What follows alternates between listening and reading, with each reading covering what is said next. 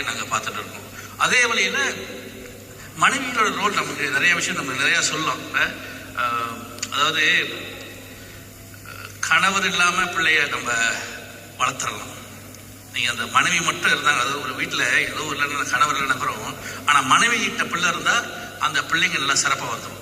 கணவர்கிட்ட அந்த பிள்ளைங்க தான் சிறப்பாக ஆவாங்க இல்லை, ஆனால் அதோட சூழ்நிலை வேற மாதிரியான சூழ்நிலை. அந்த மனைவிகளோட அர்ப்பணிப்பு நான் சொல்கிறேன். அது மனைவிகளோட விஷயம் நிறைய நம்ம சொல்லிட்டு போயிட்டுருக்கோம், நிறைய விஷயம் சொல்லிட்டு போகலாம்.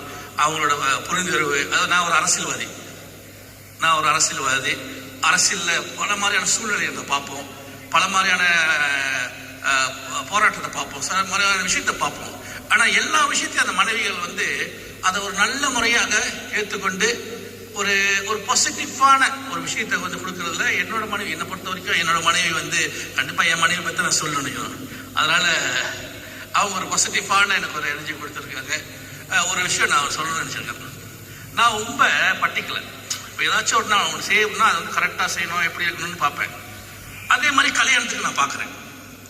கல்யாணத்தை பார்க்குறேன்னா கல்யாணம் பண்ணணும், ஆனால் வர பொண்ணு பெரிய குடும்பம், அண்ணன் தம்பிலாம் இருக்கும், பெரியப்பா வீட்டு பிள்ளைங்க, சித்தப்பா வீட்டு பிள்ளைங்க இருக்காங்க, அப்புறம் நம்ம ஒரு அரசியலில் இருக்கோம். இந்த சூழ்நிலையில் உள்ள கேண்டிடேட் தர்றேன். அப்போ இந்த மாதிரியான கேண்டிடேட் தேடும் போது சரி நம்மளும் நிறைய பேருக்கு கூட பழகி பார்ப்போம். இவங்க இது சரியாக இருந்தால் இது சரியில்லாமல் இருக்கும், அது சரியாக இருந்தால் இது சரியில்லாமல் இருக்கும். இந்த மாதிரியான ஒரு சூழ்நிலை வரைக்கும் போது இவங்களை நான் எப்படி சந்திக்கிறேன்னா, நான் அப்புறம் நிறைய அந்த போராட்டம், எஸ்டேட் ஒரு பிரச்சனை, இந்த மாதிரி போராட்டத்துக்கு நான் பண்ணிட்டு இருக்கேன். அப்போ ஒரு ப்ரொடெஸ்ட் பண்ண போகிறோம் ஒரு டெவலப்பர் ஆஃபீஸில். நீரின் அருமை பயிரில் தெரியும், நிலத்தின் அருமை விளைச்சல்ல தெரியும், படிப்பின் அருமை பதவியில தெரியும்,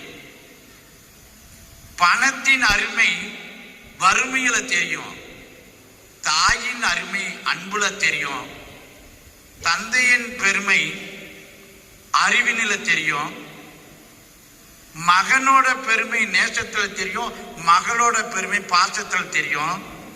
ஆனால் இவை எல்லாமே அனைத்திலும் தெரியக்கூடிய ஒரு ஜீவன் மனைவி. ஆனால் இறப்புக்கு பின்னாலே தான் பலருக்கும் புரியும். இருக்குமேதோட மனைவியோட அருமை ரொம்ப பேருக்கு தெரியாது.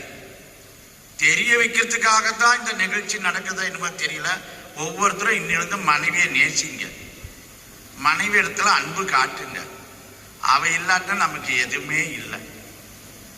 எல்லாரும் பேசுவோம், எந்த நேரம் மனைவியை திட்டாத நாளே கிடையாது. ஆனா அவ இல்லாதப்பதான் நமக்கு அவளோட அருமையே தெரியும். ஆக ஒரு தலையில நிமிர்ந்து நடக்கிறதுக்கும் தலையில துண்டு போட்டு நடக்கிறதுக்கும் பின்னால அவன் மனைவியை பொறுத்தது தான். அந்த மாதிரி கணவன்மார்கள் அனைவரும் மனைவிமார்களை மதிப்பும் மரியாதையோடும் அந்த கடமை உணர்வோடு அவங்கள வழி நடத்தணும். வழி நடத்தாட்டினா கூட அந்த சூழ்நிலை வழி நடத்த விடாம போனாலும் கூட இந்த மாதிரி ஒரு நாள் வருடத்திற்கு, அதாவது 30ஆம் தேதி, ஆகஸ்ட் 30ஆம் தேதியை ஏன் தேர்ந்தெடுத்தாங்க அப்படின்னு சொல்லணும்னா, அன்னை லோகாம்பாள் அருள் தந்தை அவர்கள் அவருடைய ஆன்மீக வாழ்க்கையை தொடர்ந்து செயல்பட்டு வர்றதுக்கு மிக முக்கியமான காரணமாக இருந்தவங்க அன்னை லோகாம்பாள். அன்னை லோகாம்பாள் அம்மாவோட பிறந்த நாள்ல முன்னிட்டு மனைவியர்கள் அனைவருக்கும் அந்த மதிப்பும் மரியாதையும் கொடுக்கக்கூடிய ஒரு நாளாக கொண்டாட வேண்டும் என்பது அருள் தந்தை அவர்களின் ஒரு ஆசையாக இருந்தது. அந்த விதத்துல அந்த ஆகஸ்ட் 30ஆம் தேதியை நாம மனைவி நல வேட்பு நாளாக கொண்டாடுகின்றோம். காந்த பரிமாற்றம், டிரான்ஸ் கரண்ட் மெடிடேஷன் அப்படின்ட்டு சொல்லணும்னா, அப்போ இந்த காந்தம் அப்படின்னா நம்ம சில மன்ற அன்பர்களுக்கு எல்லாருக்கும் தெரியும், வெளியில் இருக்கக்கூடிய அன்பர்களுக்கு ஓரளவுக்கு தெரிஞ்சாலும், அப்போ காந்தம் என்றது நம்ம உடம்புல ரத்தம் எப்படி ஓடிட்டு இருக்கு, காற்று எப்படி ஓடிட்டு இருக்கு, அதே போல நம்ம உடம்புல உயிர் ஓடிக்கொண்டு இருக்கிறது.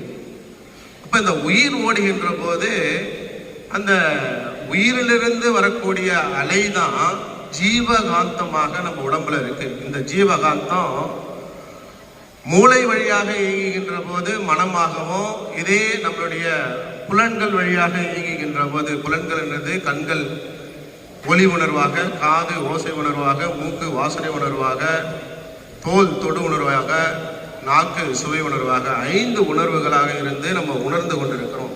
இது நம்ம உடம்புல இருக்கக்கூடிய அந்த ஜீவகாந்தம் தான் இந்த உணர்வுகளை கொடுத்து கொண்டு மனம் அதை உணர்ந்து கொண்டிருக்கிறது. அது மட்டும் இல்லாம இந்த உடலை இயக்கக்கூடியதும் இந்த ஜீவகாந்தம் தான். நம்ம நடத்தி கொண்டிருப்பதும் ஜீவகாந்தம் தான். அது மட்டும் இல்லாம இந்த பிரபஞ்சத்தில் இருக்கக்கூடிய அனைத்து பொருட்களையும், அதாவது இந்த பிரபஞ்சத்தில் இருக்கக்கூடிய அணு முதல் அண்டம் வரை அனைத்தையும் இயக்குவது வான்காந்தம். நம்ம உடம்புல இருக்கிறப்போ அது ஜீவகாந்தம். ஏன்னா நம்ம ஜீவன், உயிர் உள்ளதுனால நம்ம ஜீவன். அது உயிர் இல்லாத ஒரு பொருளுக்கு அது வான்காந்தம் அப்படின்னு சொல்லுவோம். பருப்பொருளுக்கு வான்காந்தம் சொல்லுவோம். அப்போ அது காஸ்மிக் எனர்ஜி அப்படின்னு சொல்லுவோம். யூனிவர்சல் ஃபோர்ஸ் அப்படின்னு சொல்லுவோம். அப்போ இந்த காஸ்மிக் எனர்ஜி தான் நமக்கு வான்காந்தமாக இருந்து கொண்டு நம்ம உடம்புல ஜீவகாந்தமாக இயங்கி கொண்டிருக்கிறது.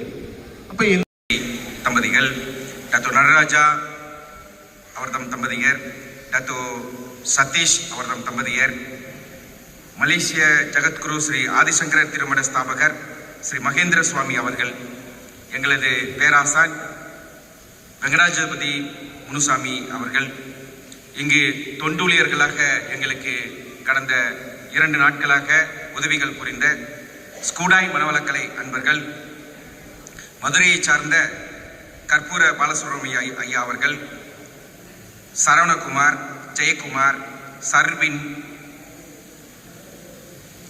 அண்ணாமலை, ரங்கா, கோவிந்தம்மா, பத்திரிகை நண்பர்கள்,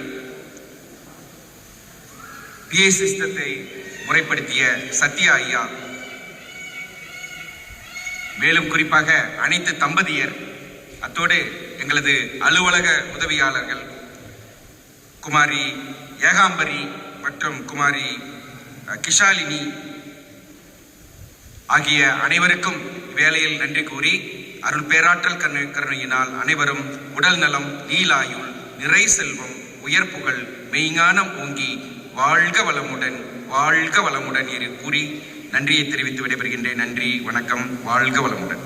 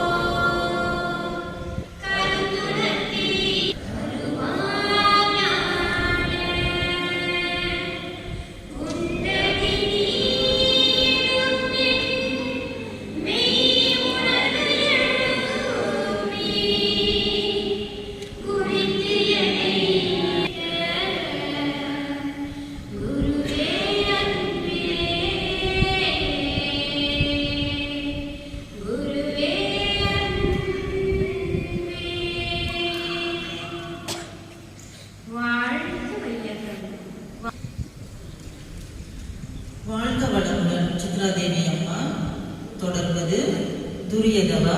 இதனை வழிநடத்த நமது மன்றத்தின் செயலாளர் துணை பேராசிரியை அருள்நிதி சாரதா ஆறுமுகம் அம்மா அவர்களை அன்புடன் மேடைக்கு. விண்வெளி டிவியில் மேலும் செய்திகளை தெரிந்து கொள்ள கீழே இருக்கும் பெல் பட்டனை அழுத்துங்கள். உங்கள் ஆதரவை வெளிப்படுத்த லைக் மற்றும் ஷேர் செய்யுங்கள். தொடர்ந்து விண்வெளியுடன் உங்கள் பயணத்தை தொடர்ந்திருக்க சப்ஸ்கிரைப் செய்யுங்கள்.